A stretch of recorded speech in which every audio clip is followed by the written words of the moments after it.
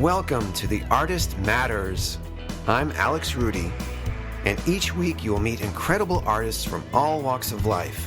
Filmmakers, writers, actors, painters, musicians, and so many more, sharing their stories to motivate and inspire the creative in you. Whether you're doing it for fun or looking to make a living, this show will help you on your journey to bring out the artist within and letting the world know that your art matters.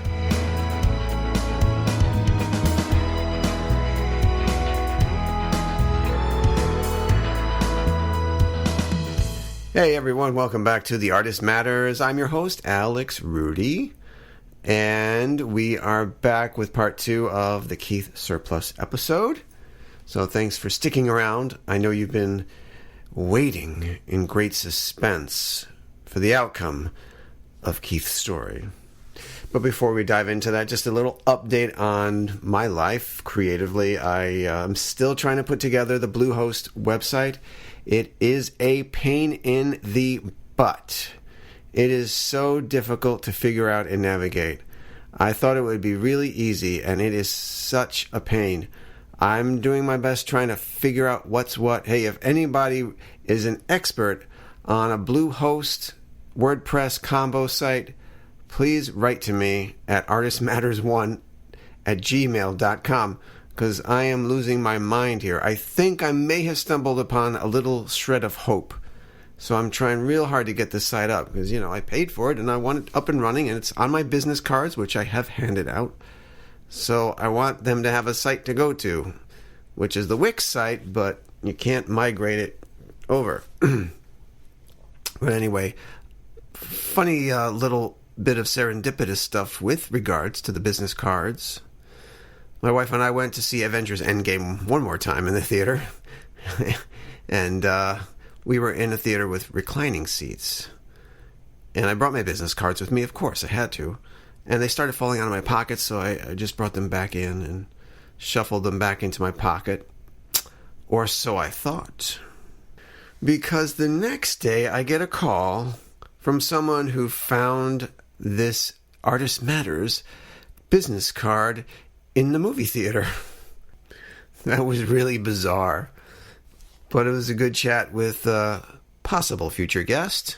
We exchanged information, and we'll see where that goes. That was a nice surprise. And also, for the first time in many years, I auditioned for a theater company. Yes, indeed. I went to Live Oak Theater in Brooksville, Florida. Just a few miles away from my house, and I figured I'd give it a try. They have their upcoming season, and they were auditioning for a few plays at once. So I scrambled and rambled to try and find a song that I could do. I actually wound up putting on the Ritz from Young Frankenstein. Couldn't resist that one because I know the song very well. And it was okay. I got a little cotton mouth, even though I just took a swig of water before I went on stage to audition. There was about 9 people there. Didn't expect to be that many, but I did it. And then I did a scene from The Birdcage where I played Armand and Agador when Armand walks in him with the wig on, listening to Gloria Estefan and conga. It was fun to do that scene. Well, my father was the shaman of his tribe, okay? My mother was the high priestess, okay? So why'd they move to New Jersey? I don't know, they're so stupid. Then they asked me to do some of my accents, because I do list accents as one of my specialties, and I performed some of those for them, and we'll see where it goes from there. But it was a little nerve-wracking, but exciting at the same time to audition for something. Why not? The play's the thing. But anyway, enough about me. We're going to do part 2 with Keith right now. In this episode, he goes into talking about some feature film work as an actor and as a production assistant, and some of his favorite roles that he's played, roles he'd still like to play, and some of his favorite shows that he has seen, because he goes to the theater a lot. That's great. Support the theater.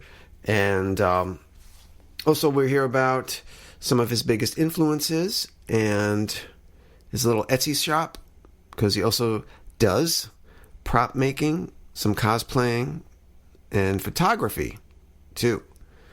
And now he's delving into the world of voiceovers.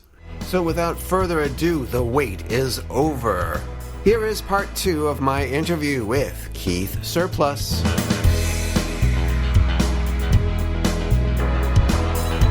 I had gotten involved with more feature-length film projects. It was about, I think we started shooting at the end of 2016.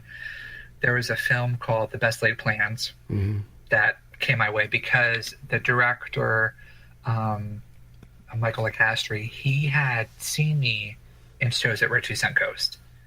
And I mean, we became friends, and he was friends with some of the actors. He had went to school with them, some of my friends. So I got acquainted with him. Him and I had become friends. And, he flat out said, he was like, if I ever do like a film project, I want you involved because I love your acting. And I'm like, well, that would be fun. So he was able to get money together, and he had wrote the script. And so he was able to, get producers, and he had a casting director friend down in Fort Lauderdale. But yeah, he was going to put me as one of the roles, and then he had offered me a different role, which was awesome because I had 10 times more screen time. Hey. But he was like, well, because he had seen me like do like villain roles, so he's like, I want to put you as the villain, like the bad, kind of like the bad guy of the film. So I want to put you as that. I'm like, okay, that's cool. But once he realized that there's a kid that had come in that he had done an amazing job, with reading the villain, but also my height. He couldn't find any actors to look the part. There's three main guys, and he couldn't find someone that had fit the one character. And so he'd asked me, he was like, can I put you as this one character and then cast the other guy as the villain? I said, yeah. I mean, I'm just thankful that I'm still involved. Good. That's good. Some people let their ego get in the way and say, "No, I wanted that part." No, that's good. No, it was a new experience. I can get picky when it comes to local shows now because again, it's the commitment, it's the time, of course, it's the energy, and if you're doing something else, on top of that, it can get a little tricky. So I hate to be that way sometimes, but there are moments where I do have to kind of be that way. But again, this was the first opportunity that came my way that was a feature. And how was it?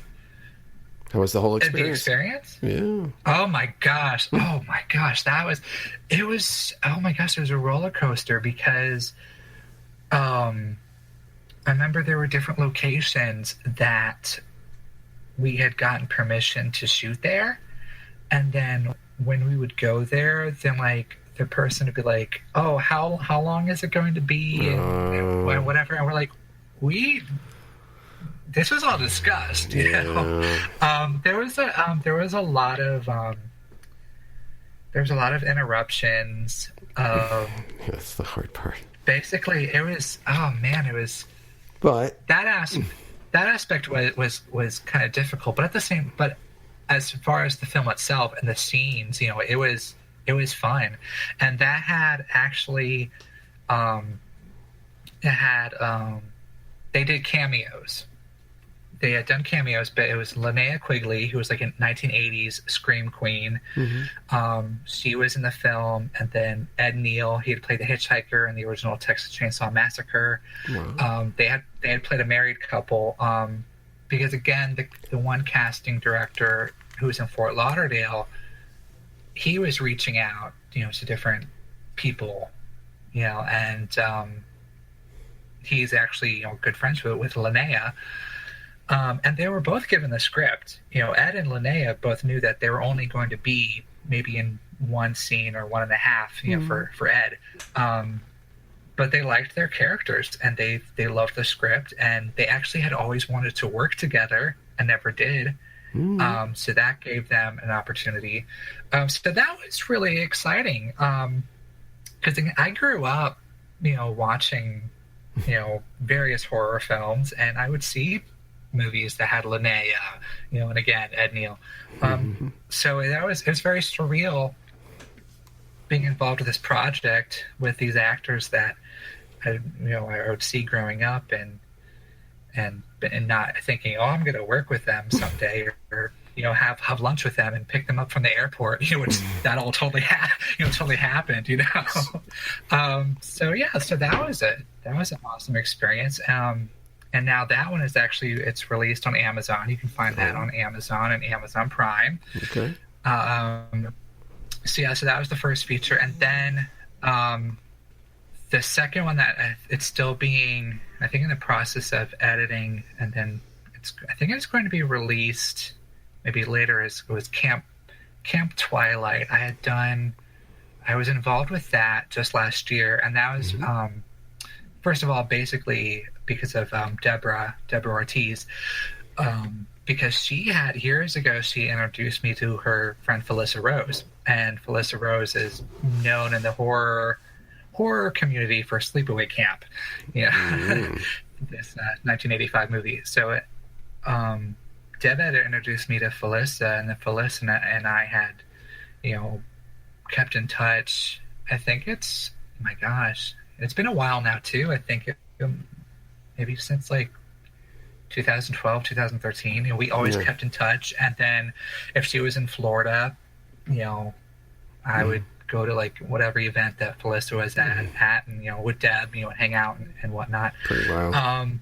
But yeah, so Felissa was shooting. She was shooting this film in Fort Lauderdale, and she was also in it. And at the time, so I had, Deb was like, well, let me see if Felissa, needs people to help her out. And so I said, yeah, that'd be great. I would love to just help out. And so then Felissa let me know that they needed a production assistant still for the project, and I said, I'm there. I'm done. Even though I never did that aspect of it, I have no idea what I'm going to be doing. But I just, I would love to help you out any way I can. So what does a production assistant do? Oh my gosh. What don't they do, right? Exactly. Oh my gosh. Like, you had to set up like the food tables for the actors. Basically anything that the actor needed, you got. And then oh man, this was scary because I don't like driving other people's vehicles. And then also I don't like driving in the rain. And so there was one evening that there was a storm, and I had to go out and get the dinner for everyone. And I was, driving someone else's car, and in the storm. And then, the one production manager, she's like trying to call me up to hurry me up. And I was like, oh, you realize I'm driving in a storm right now. So that was scary. That was really terrifying. But yeah, it was, and it would just be the extremes. We'd have really bad storms, and then we would have to cancel shooting, or when we were shooting, it was extremely hot. But yeah, very physical. I mean, you're constantly just doing something. We had walkie-talkies, and you were just